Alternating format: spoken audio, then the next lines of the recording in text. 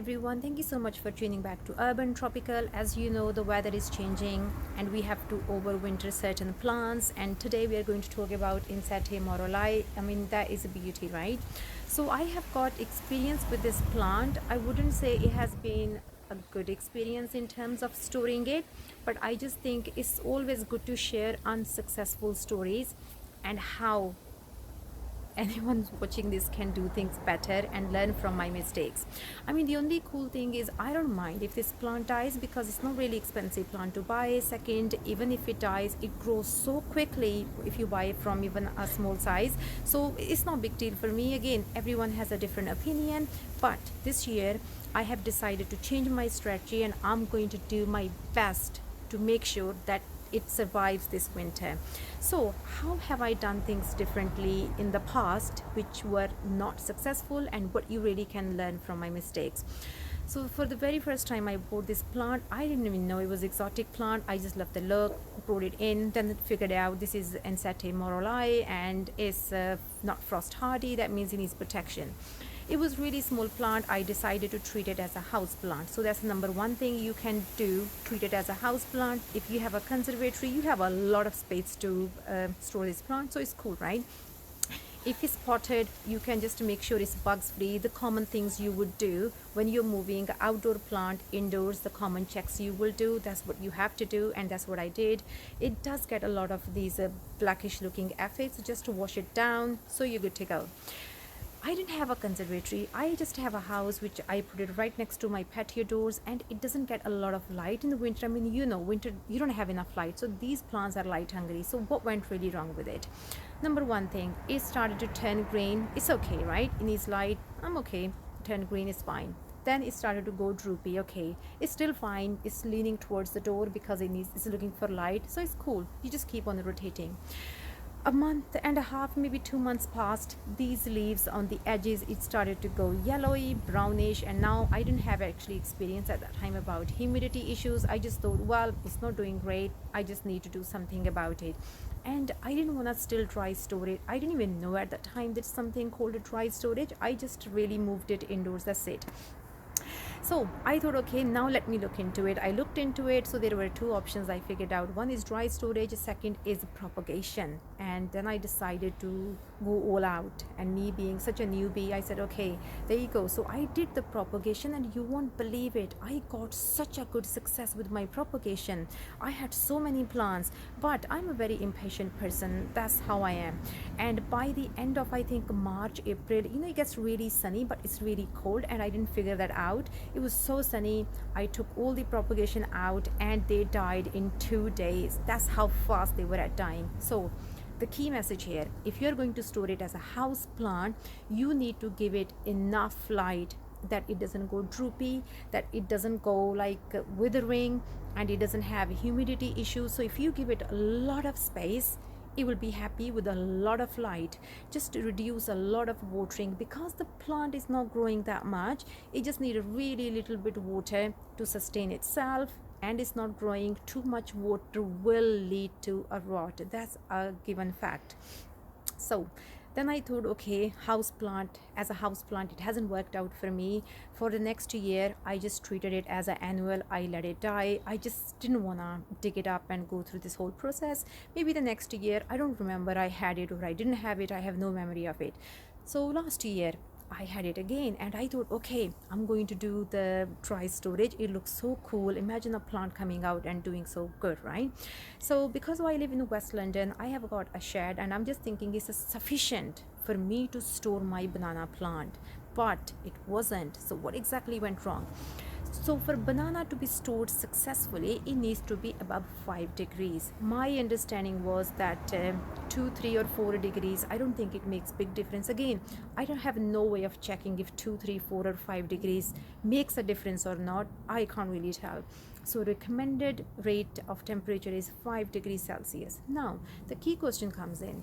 If you are hitting minus degrees and you don't have a heated shed or garage, how do you know it's going to be 5 degrees? How do you know this plant is going to survive? So last year I stored it in my shed. We had experienced really harsh winter last year, and that means my plant went downhill. And on top of that, I had a leak in my shed in winter as well.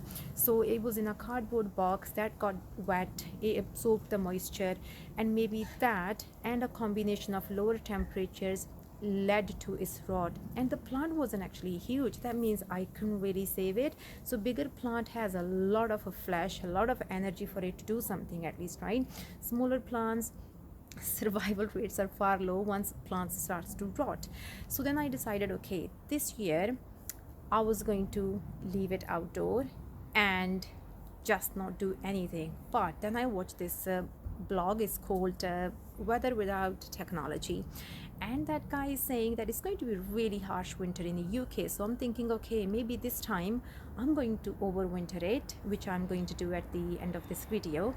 But I'm going to make sure that I am really successful. So I'm going to look out for two things. One, I maintain temperature, so I'm going to pick either kitchen cupboard or I'm going to pick loft. I will decide in the end which one I go for depending on the size of the plant.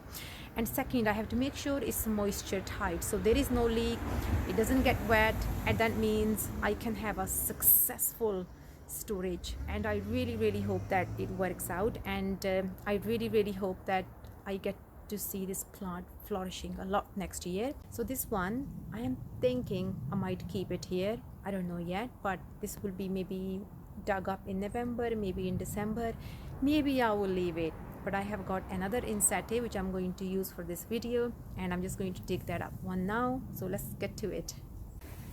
Okay, so I'm going to use this banana as an example to overwinter. And in terms of aphids, I was saying, if you, I'm not sure if I can capture them, so it's a lot of them inside, but again they're super easy to wash off if you decide to take it indoors or in your conservatory.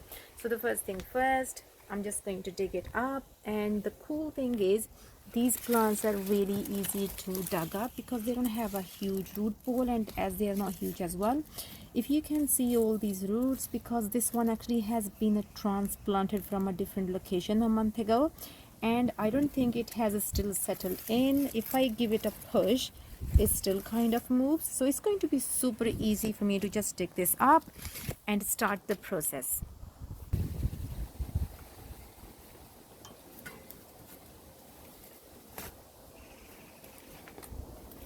Actually, it will be really easy to dig up this time because, as I said, it's already moved a month ago.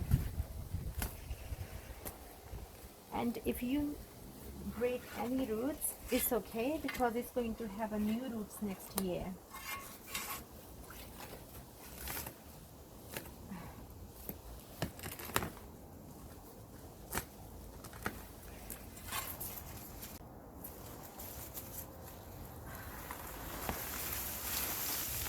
Okay, so let's see, we were still getting new roots, you can see. So it's still actually a growing season, but I just want to cut it up and get ready for the storage. It's going to be shaking excess soil.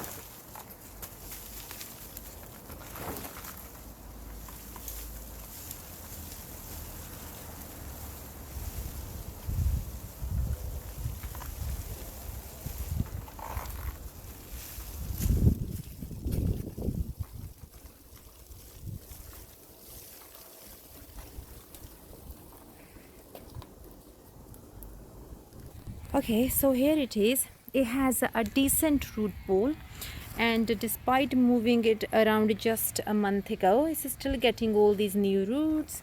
And actually it did go into a shock because I really did not put effort in retransplanting it. All I knew, I was going to dig it up again. Okay, so these roots, even if they are damaged, it doesn't really matter if we are going to dry store it because it's going to get new roots next year. Now all these leaves are no good to us, and the best way is just to cut them.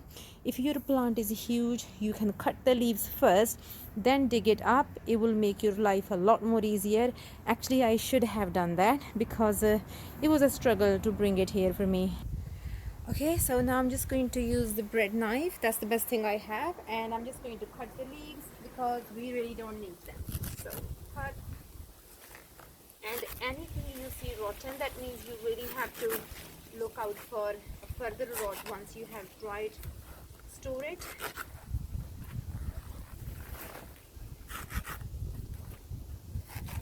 Actually, when I did this for the very first time, I was a bit sad. I was cutting all these leaves. Now I'm not. And I'm just thinking it's going to do a lot better next year. So it's got the good.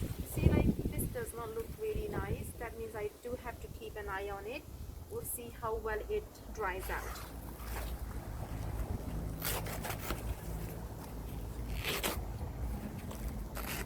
And this is what we have right now.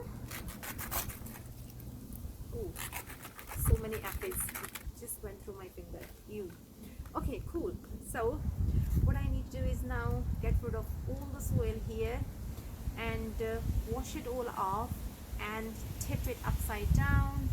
Let all these dry and make sure it's completely dry before I decide a location. Either it's going to be covered depending on how much you have space. I am more actually inclined towards the loft. I'm going to see how well it do in the loft, but before I do that, I'm going to make sure that I check the temperature in the loft as well. So what's the minimum temperature it will get to, then I will kind of feel much better that I have done all my checks. Usually I never used to worry about winter because we never get that much cold, but things hasn't been the same lately. So this year I'm not taking any chance. So I'm just gonna move on to clean all this up and let it dry. And it's going to be pretty much 17 degrees next week.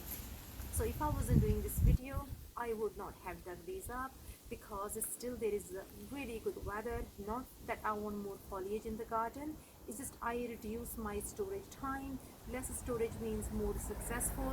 Longer storage means, well, it's working against the weather and the odds. So I tended to have far less storage time than do it much earlier. So always look for the weather.